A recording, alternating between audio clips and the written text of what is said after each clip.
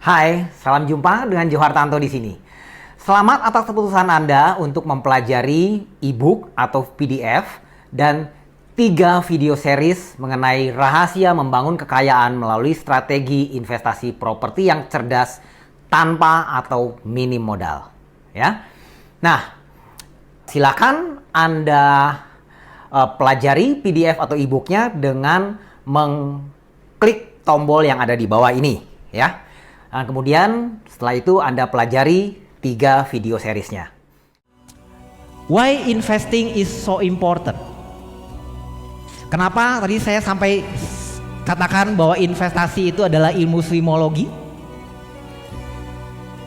Ya, karena ada yang pertama, ya.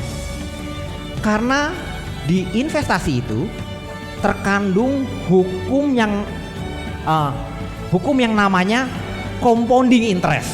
Yang mana menurut Albert Einstein, compounding interest adalah keajaiban dunia yang ke-8. Kenapa disebut keajaiban dunia yang ke-8? Karena seperti hukum bunga berbunga. Kalau mungkin di antara Anda ada yang pernah terjerat rentenir atau kartu kredit, yang mana tadinya hutangnya 10 juta tiba-tiba jadi melonjak jadi 100 juta. Kenapa bisa terjadi demikian? Karena itu ada bunga berbunga. Jadi compounding interest, bunga berbunga. Nah, kabar gembiranya ketika kita melakukan sebuah investasi,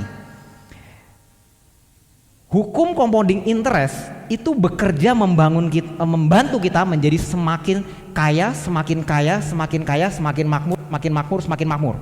Berbeda dengan ketika Anda terjerat rentenir atau terjerat kartu kredit. Hukum bunga berbunga membantu Anda semakin miskin, semakin miskin, semakin miskin, semakin miskin, semakin miskin. Jadi hukum compounding interest ini hukumnya netral, sifatnya tergantung bekerjanya membantu Anda atau malah bikin Anda susah. Nah, kalau di investasi, kenapa penting? Karena compounding interest ini, hukum keajaiban dunia ke-8. Nah, kemudian kenapa kok di properti investasinya? Why invest property investment? Kenapa kok nggak di saham? Kenapa kok nggak di emas, gitu ya? Nah, kita dengarkan, kita lihat sini. Kenapa? Karena pertama, bumi ini terbatas, limited edition. Manusia diciptakan setiap hari sementara bumi yang baru belum ketemu. Kemudian kontrolnya di tangan kita. Kontrol di tangan kita maksudnya apa?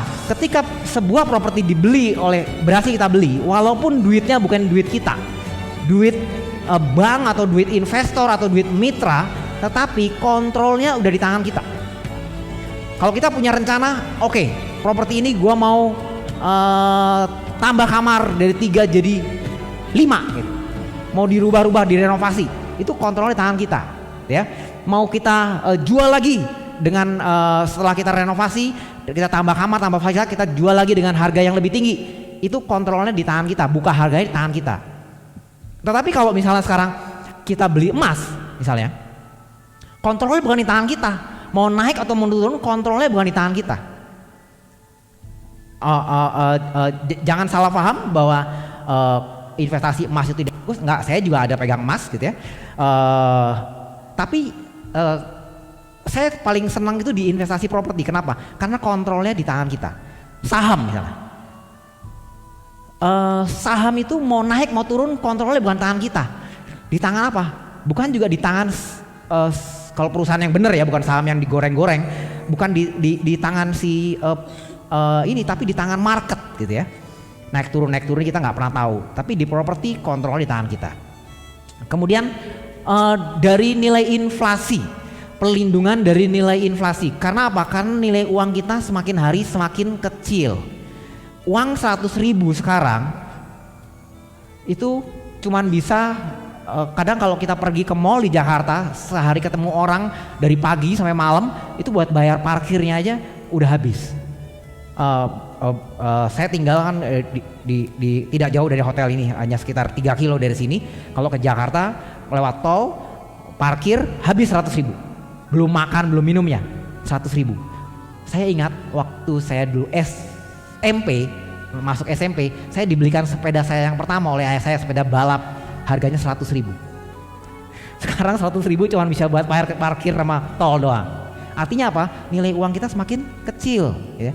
Jadi kalau misalnya saya menabung waktu SMP itu dulu saya menabung 100.000 itu saya simpan, dulu bisa beli sepeda, sekarang udah nggak bisa beli sepeda gitu. Nah, mendingan 100.000-nya itu dibelikan sepeda, sepedanya sampai sekarang masih ada di rumah, masih bisa dipakai ya. Sama uang kita juga lebih baik kita investasikan supaya berkembang dengan compounding interest sehingga mengalahkan pencuri yang tidak kelihatan. Inflasi itu adalah pencuri yang tidak kelihatan, yang merampok kekayaan kita setiap hari, yang menggerus kekayaan kita setiap harinya. Uang kita setiap hari digerus. Tapi kalau kita investasikan di barang, di properti, itu terjaga, malah bisa mengalahkan nilai inflasi. Kemudian, nah, kenapa saya suka di properti? Nah, ini juga. Di properti itu mungkin kalau Anda berdiskusi dengan teman yang biasanya suka main saham atau dia main forex, main emas, futures, gold gitu ya. Mungkin dia bilang gini, ya properti kan ada satu kelemahannya yang lu nggak bisa nggak liquid. Betul atau betul? Jadi ketika Anda perlu uang, Anda mau jual properti Anda, itu nggak bisa langsung dapat uang hari ini juga. Tapi kalau di emas, di saham, Anda perlu uang, Anda jual sekarang juga dapat uang sekarang juga. Betul. Itu tidak boleh dibantah, saya akui betul. Tetapi justru kelemahan si properti yang tidak liquid inilah yang bagi kita itu adalah nilai lebih. Kenapa nilai lebih? Karena ketika orang di luar sana yang pemilik propertinya butuh duit, dia nggak bisa dapat uang seketika itu juga, nggak bisa jual properti seketika itu juga kalau dia tidak turunkan harganya. Maka itulah sebabnya kenapa kita bisa membeli sebuah properti yang nilainya pasarannya sebenarnya 1 miliar, tetapi kita bisa beli di harga 600, bisa beli di harga 500. Kenapa? Karena selain harganya gelap itu apa? Harganya kan nggak ada patokannya, nggak seperti emas atau saham yang kelihatan di monitor rate-nya berapa hari ini, kursnya berapa hari ini kan kelihatan. Kalau properti kan nggak ada, harganya gelap dan tidak liquid. Justru disitulah keuntungannya buat kita yang melakukan investasi di properti. Properti tidak liquid maka harganya bisa turun. Tapi kalau di emas, misalnya sekarang emas harganya berapa? 1 gram 500, hampir 600 sekian ya sekilonya. Anda punya uang 600? Ya 1 kilo, saya ngomong 1 kilo. Maaf, nggak biasa beli gram-graman.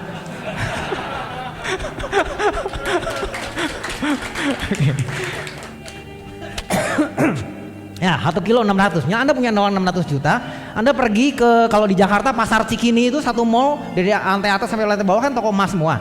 Anda keliling tokonya satu persatu, Anda cari, kokoh, saya mau beli emas, harganya berapa? 600. Saya cari yang 500 kilonya ada nggak? Anda mau keliling dari lantai 1 sampai mulut ada doer, nggak ketemu Bapak Ibu. Semua harganya sama 600, betul nggak? Tapi kalau di properti bisa nggak? Bisa banget, gitu ya. Di saham juga sama. Anda mau beli saham Unilever, sekarang harganya sekitar 50 ribuan sekian kalau salah. Ya, bisa nggak ke broker Anda telepon? Gue nyari saham Unilever yang harganya 30 ribu ada nggak?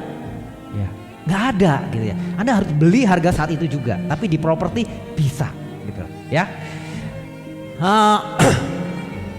Kemudian cost value, jadi dengan hanya biaya yang kecil, dengan hanya nilai investasi yang kecil, Anda bisa mendapatkan value yang luar biasa besarnya, jauh lebih besar dari itu. Misalnya Anda membeli sebuah properti, kemudian Anda modalin sedikit untuk ngecat ulang, misalnya 20 atau 30 juta untuk ngecat ulang, maka nilai si properti yang tadinya kusam, suram, tampak tidak menarik, langsung menarik dan nilainya bisa melonjak jauh.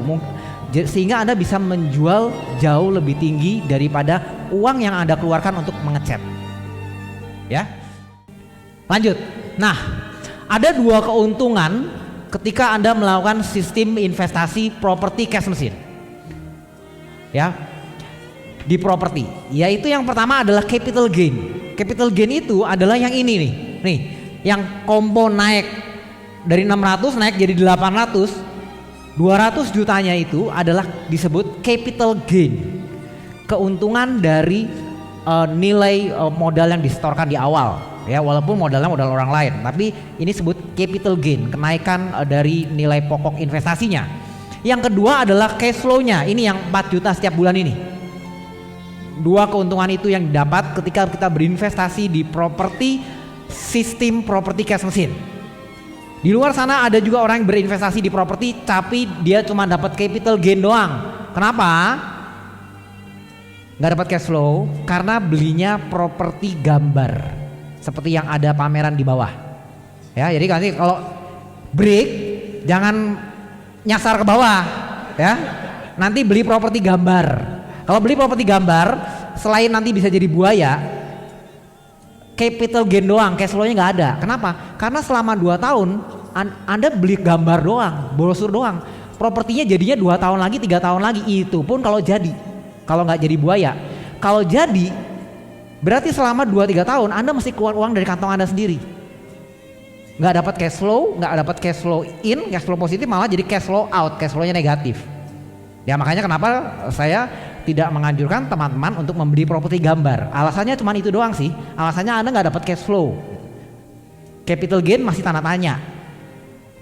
Kalau situasi ekonomi 2-3 tahun lagi masih lesu, ya properti yang Anda beli sekarang 2-3 tahun lagi bukannya naik, harganya bisa tetap, malah mungkin bisa turun. Kenapa bisa turun? Sudah terjadi sekarang Bapak Ibu. Sekarang ini kalau Anda belajar, ini saat yang tepat. Kenapa? Karena di luar sana banyak properti lagi on sale. Salah satu teman istri saya membeli sebuah properti beberapa tahun lalu, apartemen di dekat sini. Itu sekarang developer yang sama jual diskon 20% dari harga dia beli 3 tahun yang lalu. Sakit hati nggak? Sakit hati banget gitu ya. Yang kedua, yang berikutnya, we are not for sale, ini maksudnya adalah ketika kita berinvestasi di properti dengan sistem properti cash machine, tujuannya itu bukan untuk dijual lagi. Kita bukan jual beli properti, apalagi broker, bukan. Kita investor. Dan investornya investor cash flow, sehingga si properti itu kalau setiap bulan menghasilkan penghasilan 4 juta, ibaratnya kita punya sapi yang susunya setiap hari kita bisa perah susunya, ngapain sapinya dijual? Sama, propertinya setiap bulan menghasilkan 4 juta, ngapain dijual? Dan dia juga naik terus nilainya. Kemudian save time. Banyak properti saya yang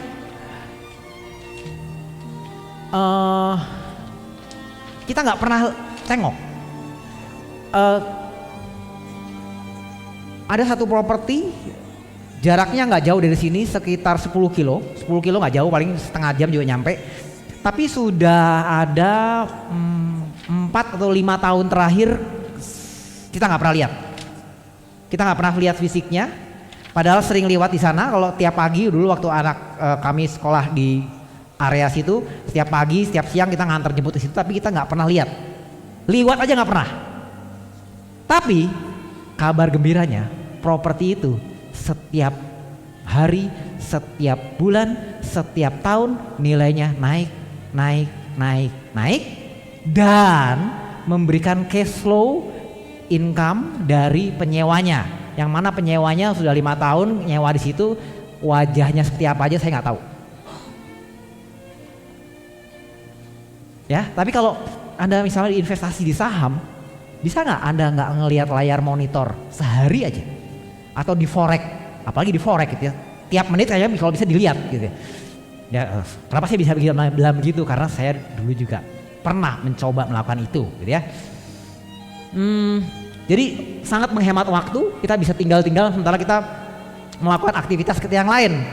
Kita melakukan hobi kita melakukan profesi kita. Kalau Anda seorang dokter, Anda tetap bisa melakukan operasi pasien Anda dengan peace of mind. Kenapa? Anda nggak usah pusing mikiran investasi Anda. Tapi coba kalau dokter main saham, sambil ngoperasi dia bikin, saham gue lagi naik atau turun ya? Wah tadi beritanya sebelum ngoperasi, wah ini bisa salah motong gitu ya. Jadi investasi properti itu sangat menghemat waktu dan sangat membuat kita tenang, asal caranya benar. Kemudian menghemat teks, ya. Nanti besok saya akan jelaskan kenapa ketika kita berinvestasi di properti ini sangat menghemat cara pajak. Kemudian value-nya compounding. Value compounding itu tadi saya udah jelaskan di sini, hukum compounding interest. Kemudian favorit di bank.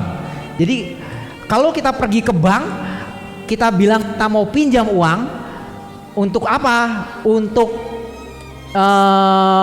pergi jalan-jalan keliling dunia 1 tahun 1 miliar. Oh, itu pertanyaannya macam-macam.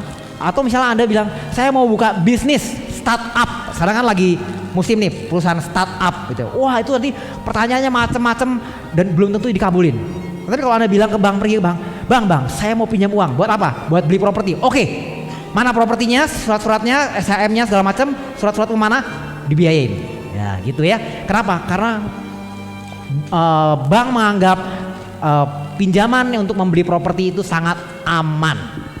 Ya, jadi kalau bank aja, yang punya bank itu kan tidak ada orang yang miskin ya. Ada nggak yang bank miskin? Atau yang bodoh gitu? Nggak ada kan? Semua yang punya bank kan kaya, artinya mereka pintar, makanya mereka senang dengan properti. Jadi kita ngikut aja sama orang yang jauh lebih kaya sama kita, toh terbukti mereka sukses punya bank, lebih kaya dari kita, lebih pintar dari kita, ya udah kita ngikutin aja pikiran pola pikirnya dia gitu. Kalau dia senang properti, ya udah kita properti gitu. Tapi kalau misalnya Anda pergi ke bank, bang saya pinjam uang 1 miliar, buat apa? Buat main saham. Pasti nggak dikasih gitu ya. Kecuali kalau Anda punya agunan properti. Ini properti gua refinance, gua pinjam duit, mau buat apa? Terserah gua deh, mau buat dagang. Terus Anda pakai saham, itu lain masalah. Tapi kalau Anda bilang ke bank mau saham, nggak akan dikasih gitu ya. Nah, 90% of all billionaire becoming through property. Jadi 90% orang menjadi miliuner itu karena mereka berinvestasi di properti. Kenapa demikian? Karena properti itu bagi orang-orang kaya itu adalah sebagai growth strategi. Apa itu growth strategi? Ini sorry, ininya nggak kebaca ya di belakangnya. Ini growth, pertumbuhan, strategi pertumbuhan, growth strategi. Kemudian sebagai wealth leveraging asset atau pengungkit kekayaan. Banyak kebanyakan orang di luar sana, apapun profesinya, apapun bisnisnya, ketika mereka menghasilkan keuntungan dari profesinya atau dari bisnisnya dan mereka udah bingung uangnya taruh di mana, ujung-ujungnya masih ditaruh di properti. Kenapa? Karena properti itu ibaratnya ditinggal tidur aja nggak dilihat-lihat, harganya naik sendiri. Itu sebagai pendongkrak kekayaan mereka, ya. Dan ya kemudian juga sebagai security strategi. Oleh orang-orang kaya digunakan sebagai security strategi. Maksudnya apa? Strategi pengaman dari resiko. Berbisnis ada resikonya nggak? Hidup ada resikonya nggak? Ada. Nah, bagaimana mengamankan resiko itu? Salah satunya adalah melalui properti, yaitu menghedging dari inflasi tadi seperti yang sudah saya jelaskan. Dan yang kedua adalah dari business loss, dari resiko kerugian berbisnis. Pernah beberapa tahun yang lalu, tahun 2009 atau 2010 saya lupa, 2009 kalau salah, saya pernah rugi 200 juta tahun 2009 berbisnis apotek. Oke? Saya buka apotek, beli franchise, dalam 2 tahun rugi 200 juta. Jadi jangan Anda anggap kalau beli franchise sudah pasti untung. Ya, jadi saya berinvestasi di beberapa macam franchise. Di franchise apotek saya rugi 200 juta tahun 2009. Tetapi beberapa tahun kemudian, karena propertinya waktu saya buka franchise itu propertinya saya beli, ya. Jadi bukannya rugi 200, saya malah untung untung 1 miliar. Gara-gara propertinya saya miliki. Walaupun memilikinya bukan dengan uang saya, tapi dengan uang bank. Bayangkan kalau saya membuka apotek, propertinya nyewa. Ya udah, rugi 200 juta ya udah nggak bisa balikin. Kenapa? Karena propertinya bukan punya saya. Tapi kebetulan propertinya punya saya, sehingga dari yang tadinya rugi jadi untung. Itulah kenapa orang bisnis menjadikan properti sebagai security strategi, sebagai sarana pelindungan dari inflasi dan business loss. Ya, banyak cerita-cerita yang mengenai contoh-contoh seperti ini, tapi ini cerita yang saya alami sendiri. Hai, Anda belajar sesuatu dari video yang tadi? Ya, tentunya saya yakin Anda belajar sesuatu ya. Nah, di video yang kedua nanti Anda akan mempelajari 7 tingkatan investor properti. Yang mana tingkatan yang ke-7 adalah cara yang cerdas serta satu-satunya untuk membangun kekayaan melalui properti dengan cepat dan tanpa modal. Silakan nanti Anda saksikan dan pelajari di video yang kedua.